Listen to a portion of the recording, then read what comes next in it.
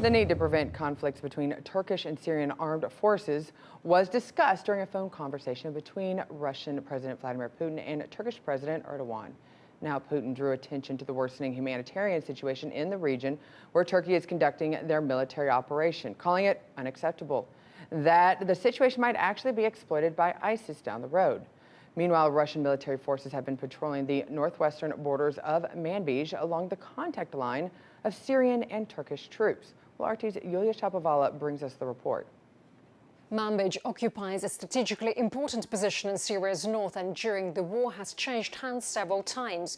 Each new assault has brought a fresh wave of devastation to the city and its people. Initially, it was controlled by the armed Syrian opposition, then by ISIS militants who ruled for 3 years there, and then by the Kurds who drove the terror group out of there.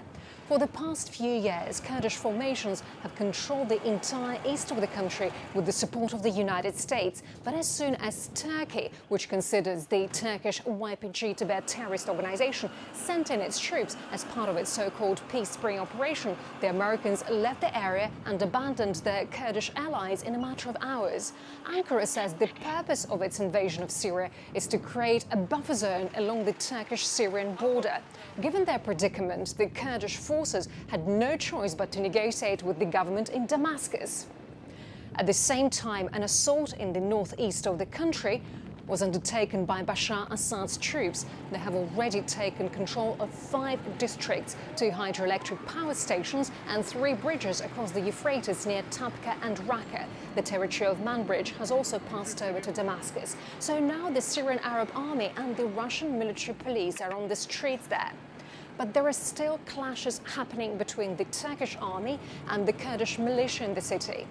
Our task is to patrol this area and ensure public safety. When the military forces here see the Russian flag, the Russian military, hostilities cease automatically. Neither Turks nor Kurds want to hurt us.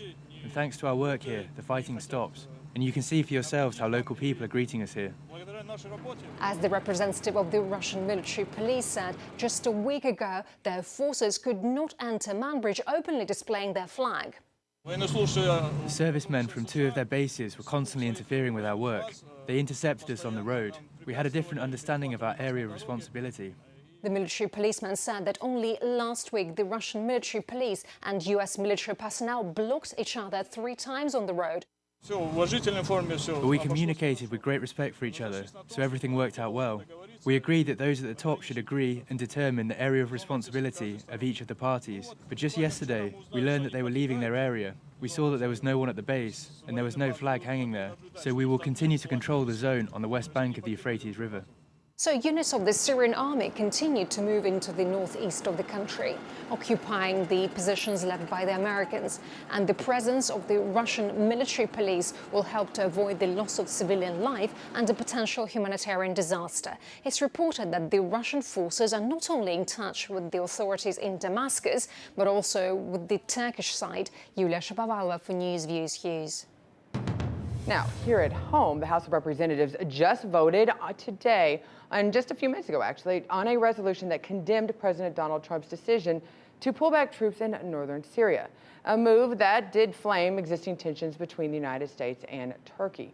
So to learn more, we turn to attorney and policy analyst George Higginbotham. Thank you so much for joining me, George. Good afternoon, Scotty. Well, as we just heard at the last report, and now we're seeing what the House of Representatives have done, I have to ask, if we are so concerned about what is going on in the northern part and the safety of those that are involved in the northern part of Syria, does it matter who's patrolling, at least it's getting done and people are being protected?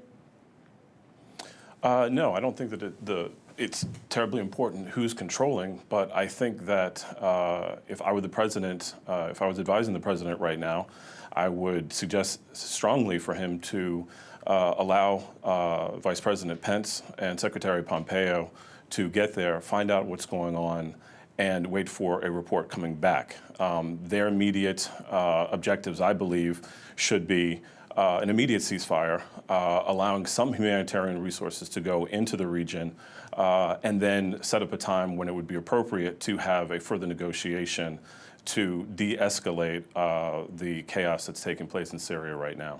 Well, and that's the thing. You know, President Trump did do a press conference today, and he talked about letting those that are in the region, that are in that area, take care of the region because they're the ones that are directly affected. Is there something wrong with that type of foreign policy, regardless if we're talking about Syria and Turkey or other countries around the world? Don't we want the people that are directly affected by the conflict to actually be in charge in policing and bringing peace to that area? Isn't that a better strategy? I do think that that is a strategy that potentially can work in some circumstances. The unfortunate thing is that in this situation, the U.S. has injected itself into a very, very contentious part of the country, part of the world, I should say. And because of that, immediate actions that are taken, and obviously not really under the advisement of U.S. military officials or U.S. intelligence officials. I recently just saw that Senator Lindsey Graham said this may be the worst mistake that the president has made thus far. It also serves to somewhat undermine already a negative opinion of NATO that the president has, and kind of works in addition to embolden Erdogan to develop a more substantial relationship with Putin, which he has already been doing by the purchase of weapons. And it doesn't help the president also that he is embroiled in the impeachment proceedings that are taking place in Congress right now. You bring up very interesting about the history of President Trump and NATO. He originally said that he did not even want to be in NATO. He got a lot of backlash.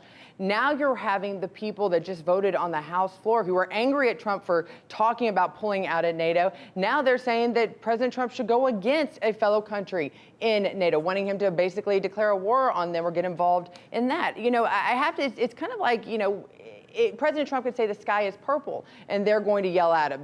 President Trump could say the sky is blue. Across the board, it just depends on, it seems to be very anti-Trump right now.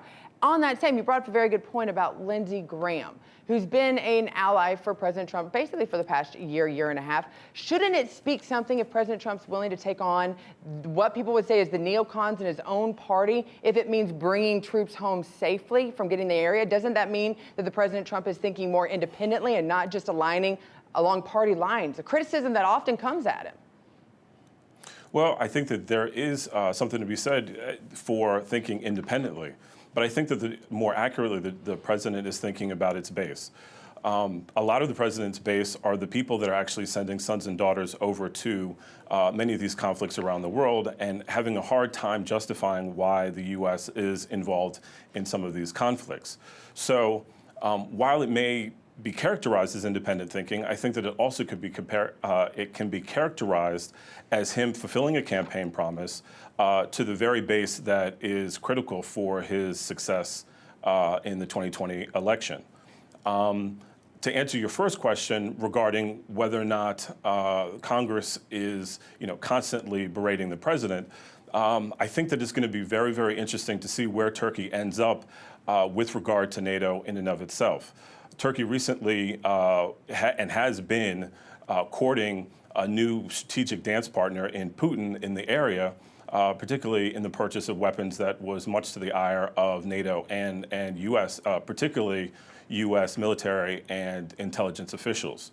So I think that what we may be seeing is the beginning of a new dynamic and with regard to NATO and with regard to where Turkey stands in that organization. Well, George, I think you're very accurate in saying that we might be having a new situation of where Turkey stands within that alliance. Thank you so much for joining us. We hope to have you back on.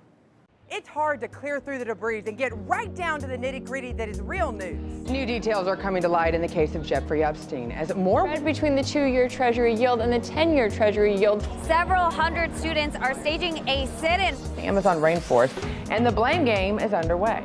It's time for RT America. So go ahead and hit that subscribe button.